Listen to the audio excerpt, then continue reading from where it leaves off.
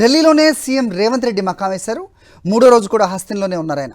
మంత్రులు కోమటిరెడ్డి వెంకటరెడ్డి, సీతక్క, పొంగులేటి, జూపల్లి కృష్ణారావు ఢిల్లీలో ఉన్నారు. హైదరాబాద్ నుంచి మంత్రులు ఉత్తమ్ కుమార్ రెడ్డి, బట్టి విక్రమార్క కూడా ఢిల్లీ వెళ్లారు. కేబినెట్ విస్తరణపై చర్చ జరిగే అవకాశం కనిపిస్తోంది. మంత్రి పదవులు ఆశిస్తున్న నేతలు సైతం ఢిల్లీలోనే మకాం వేశారు.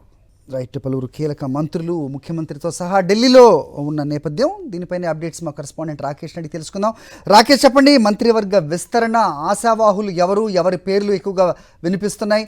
సో పోచారం శ్రీనివాస్ రెడ్డి అని కూడా నిన్న వినిపించింది.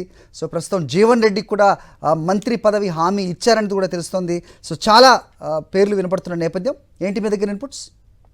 విస్తరణపై కసరత్తు చేస్తూ ఉన్నారు. ఓవైపు కేంద్ర మంత్రులు కలుస్తూనే మరోవైపు పార్టీ పెద్దలతో చర్చలు జరుపుతూ క్యాబినెట్లో ఎవరెవరిని తీసుకోవాలనే దానిపై కూడా కసరత్తు చేస్తున్నట్టుగా తెలుస్తోంది. ఈరోజు ఉదయమే ఉత్తమ్ కుమార్ రెడ్డి అలాగే బట్టి విక్రమార్క ఇద్దరు కూడా ఢిల్లీ చేరుకున్నారు.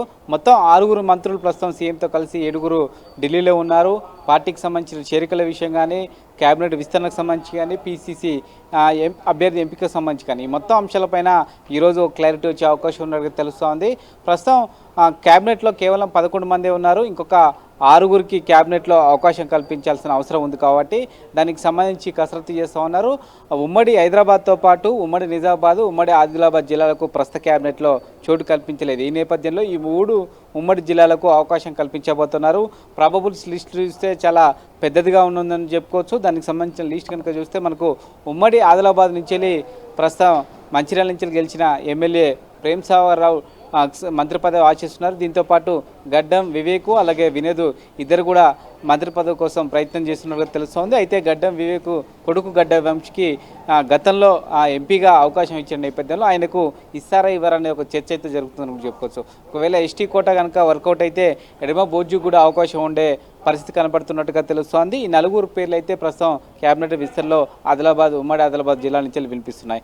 ఇక నిజామాబాద్ జిల్లా నుంచి చూస్తే మనకు సుదర్శన్ రెడ్డి పార్టీ సీనియర్ నేత, ఖచ్చితంగా ఈయనకు క్యాబినెట్లో అవకాశం ఉంటుందనే ఒక చర్చ అయితే జరుగుతుందని చెప్పుకోవచ్చు. ప్రస్తుతం ఉమ్మడి నిజామాబాద్ జిల్లా నుంచి సీనియర్ నేత ఎవరు లేకపోవడంతో ఈయన ఖచ్చితంగా క్యాబినెట్ బెర్త్ ఖరారు అయిపోయినట్టే అనుకోవచ్చు. ఇక మరో నేత షబ్బీర్ అలీ గతంలో మంత్రిగా పనిచేశారు.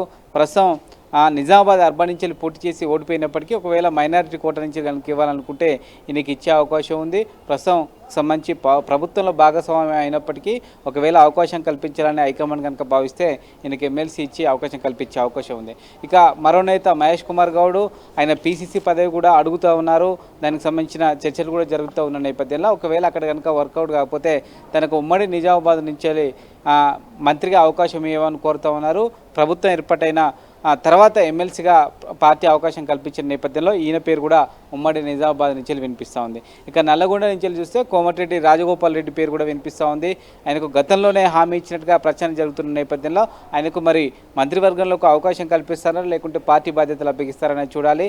ఆయనకు ఒకవేళ మంత్రి లేదంటే పీసీసీ పదవి ఆశిస్తున్న నేపథ్యంలో ఏది ఇస్తారనే ఒక చర్చ అయితే జరుగుతుంది. అయితే ఉమ్మడి నల్గొండ నుంచి ఉన్న 2 మంత్రులు కూడా రెడ్డి సామాజిక వర్గం నుంచి ఉండడంతో ఈయనకు అవకాశం కల్పిస్తారా లేదనేది అయితే మనకు ఒక చర్చ అయితే జరుగుతుందని చెప్పుకోవచ్చు.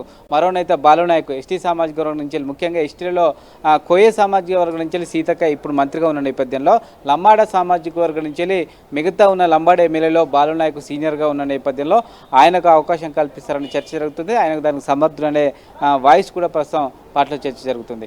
ఇక మరో నేత బీర్లా ఐలయ్య ప్రస్తుతం ప్రభుత్వ విప్గా ఉన్నప్పటికీ ఒకవేళ బీసీలకు సంబంధించి ఒకరిద్దరికి అవకాశం కల్పించాలనుకుంటే సీనియర్ నేతల్లో ఈయన ఉండడం జరిగింది. బీర్లా ఐలయ్య పేరు కూడా వినిపిస్తుంది.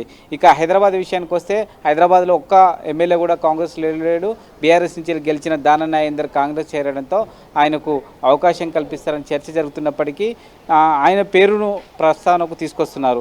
అలాగే చూస్తే బల్మూరు వెంకట్ పేరు కూడా వినిపిస్తూ ఉంది. ఈయన పేరు కూడా ప్రభుత్వ లిస్టులో ఉంది. ఇక రంగారెడ్డి జిల్లా నుంచి చూస్తే మనకు మల్రెడ్డి రంగారెడ్డి పేరు వినిపిస్తోంది. ఈయన ఒక్కడే పార్టీలో సీనియరు. దీంతో పాటు రామ్మోహన్ రెడ్డి కూడా తీవ్రంగా ప్రయత్నం చేస్తున్నారు. ఇక కరీంనగర్ జిల్లా నుంచి జీవన్ రెడ్డి పేరు వినిపిస్తూ ఉంది.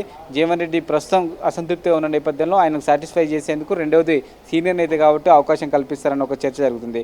మరో నేత మహబూబ్నగర్ జిల్లాకు సంబంధించిన బీసీ నేత వాకాటి శ్రీహరి ముదిరాజు పార్లమెంట్ ఎన్నికల సమయంలో ఒక ముదిరాజుకు ఖచ్చితంగా కేబినెట్లో అవకాశం కల్పిస్తామని సీఎం రేవంత్ రెడ్డి చెప్పిన నేపథ్యంలో ఈయన పేరు వినిపిస్తోంది. ముదిరాజు నుంచి ఈయన ఒకటే గెలిచారు కాబట్టి ఈయన పేరు కూడా ప్రధానంగా వినిపిస్తోంది. మొత్తం 6గురిలో నేరుగా ఎమ్మెల్యేలు గెలిచిన వారికి అవకాశం కల్పిస్తారా, లేకుంటే ఎమ్మెల్సీగా తీసుకునే అవకాశం కల్పిస్తారా, లేదంటే ఇతర పార్టీల నుంచి ముఖ్యంగా బీఆర్ఎస్ నుంచి చేర్చుకుంటున్న ఎమ్మెల్యేలో ఎవరికైనా అవకాశం కల్పిస్తారనే దానిపైన ఈరోజు స్పష్టత వచ్చే అవకాశం ఉంది. ముఖ్యమైన నేతలందరూ కూడా ఢిల్లీలో ఉన్నారు కాబట్టి క్యాబినెట్ విస్తరణతో పాటు పీసీసీ అభ్యర్థి ఎంపిక, దీంతో పాటు కార్పొరేషన్ చైర్మన్లకు సంబంధించిన ఎంపిక విషయంలో క్లారిటీ వచ్చే అవకాశం ఉంది. Right, okay okay Satish.